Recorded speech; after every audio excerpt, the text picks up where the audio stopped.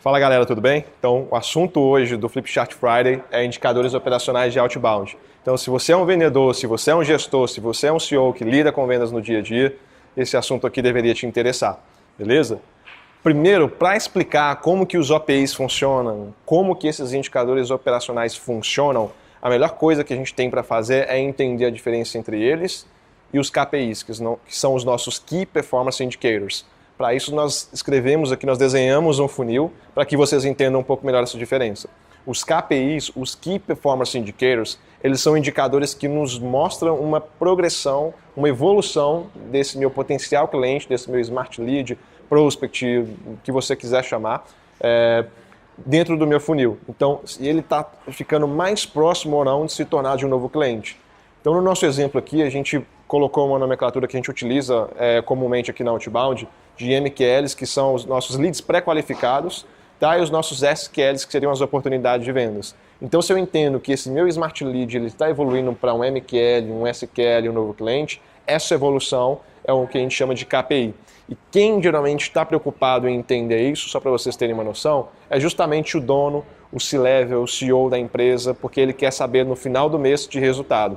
Tá, ok? Uma coisa que muita gente não presta atenção, no entanto, é justamente nos OPIs, nos indicadores operacionais de processo. Onde que eles estão? Eles estão também em toda a parte do nosso funil.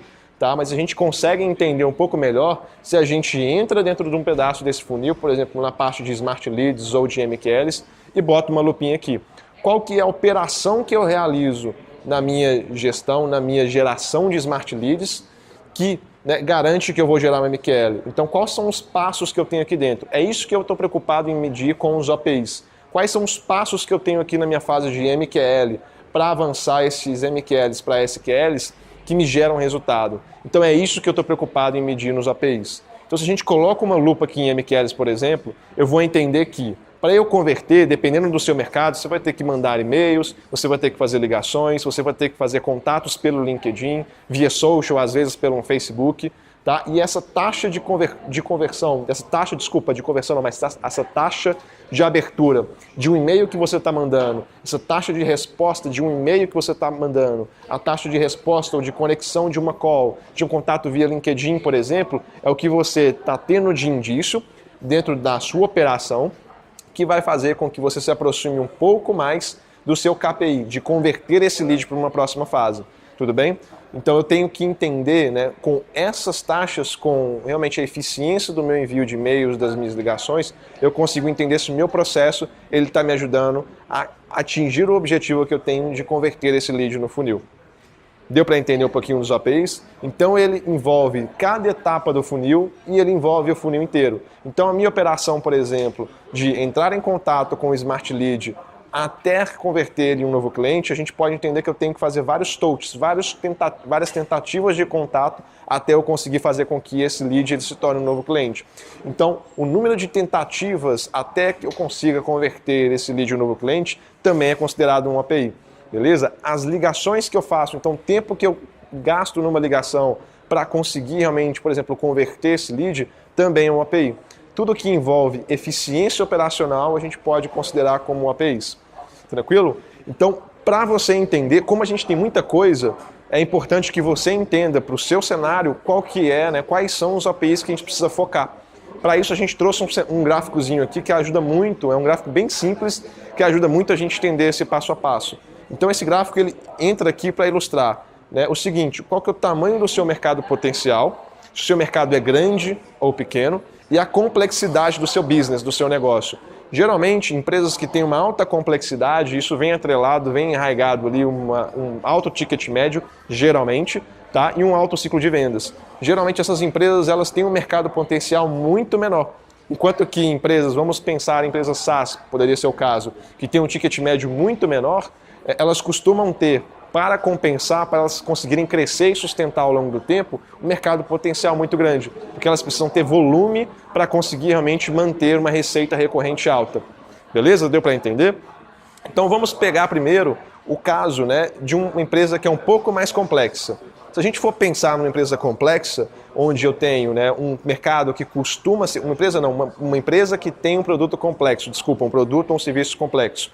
Essas empresas costumam ter um mercado potencial muito limitado. Então, qualquer contato com esses clientes, com esses potenciais clientes, é muito importante. Então a gente precisa garantir que a gente vai conseguir estabelecer uma conexão, que a gente vai conseguir ouvir um oi do outro lado. Então a minha taxa de resposta, por exemplo, em e-mails, a minha taxa de conexão em calls, a minha taxa de respostas em mensagens, em tentativas pelo LinkedIn, ela é muito importante para mim. Eu preciso garantir que eu vou ser ouvido. No outbound, por exemplo, nem sempre eu vou conseguir, né, uma pessoa que está no momento de compra naquele momento. Mas se ela escutou o meu lado, se ela conseguiu falar comigo, se eu conseguir falar com ela, ela já me conhece. Então é muito mais fácil, nesse caso, eu me programar para entrar em contato com ela no futuro e realmente conseguir fechar um negócio sem perder mercado. Agora, se a gente fala de um mercado potencial, que ele é grande, numa solução de baixa complexidade, de um ticket médio provavelmente mais baixo, eu preciso realmente gerar eficiência, eu preciso trabalhar, né, quase sempre com volume alto. E eu preciso fazer com que esse volume, né, convertido no final do mês, seja cada vez maior. Então, na minha operação, no meu processo, eu preciso me preocupar com OPIs que diminuam o meu tempo trabalhado com cada lead. Por exemplo, a duração média de uma call. Se eu consigo manter eficiência e diminuir o tempo que eu gasto numa call, isso quer dizer que eu vou conseguir trabalhar com mais leads no mesmo tempo, no mesmo período de tempo. No final do mês, se eu mantenho eficiência, é uma maior conversão em negócios e o meu CAC desce. Então eu estou sendo realmente rápido em processo e eu estou sendo eficiente. A mesma coisa envolve o tempo de lead gerado. Se eu estou conseguindo gerar smart leads, se eu estou conseguindo realmente procurar negócios ali no mercado que fazem sentido para mim, eu estou fazendo isso de forma eficiente, mais rapidamente, é mais leads entrando no funil por pessoa e isso impacta na mesma coisa que eu falei agora. Meu CAC diminui e as minhas vendas crescem. A mesma coisa vale para o número de touch points para conversão. Então, se eu consigo entender que uma ligação que ela é feita no quarto contato, ela pode ser mais eficiente no primeiro contato, isso vamos assim, tira do meu processo 3 dias, 4 dias, porque eram dias que eu mandava e-mail, eu consigo diminuir meu ciclo de vendas, show! Eu vou tentar testar para isso o quanto antes, porque como esse tempo de vendas, ele tem um impacto muito alto em volume, como eu estou rodando um volume muito alto, meu ganho ali marginal, vamos colocar assim, ele acaba sendo, né, meu ganho na operação ele acaba sendo muito maior. Então, se eu estou pensando em número de calls dia pelo SDR, então é a mesma lógica. Se eu consigo aumentar esse número de calls por dia, mantendo a eficiência, eu também diminuo o meu CAC, eu também consigo aumentar em número de negócios, né, entrando na minha base mês a mês. Vocês conseguiram entender um pouco mais agora, né, sobre OPIs e quais são os OPIs que deveriam ser prioridade dependendo do tipo de negócio? Então, agora que vocês sabem disso, uma coisa que é muito importante que vocês entendam, parece ser meio óbvio, mas é interessante falar da mesma forma, tá? É pensar numa coisinha que o Demi falou lá atrás, o tal do PDCA.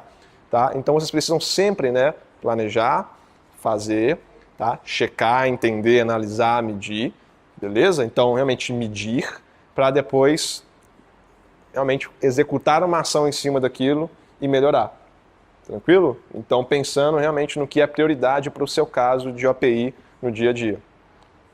Então, esse é um insumo muito importante para você entender o que priorizar na prática. Se você quiser realmente entender um pouco mais agora como analisar, né, esses OPIs e ter benchmarks já de realmente o que é o melhor para cada um, eu vou deixar aqui depois desse Flipchart Friday, na nossa descrição, no nosso texto aqui, vão ter 2 vídeos linkados para te ajudar a realmente entender isso. Beleza? Beleza, galera. Então, por hoje é isso. Agora é botar a mão na massa.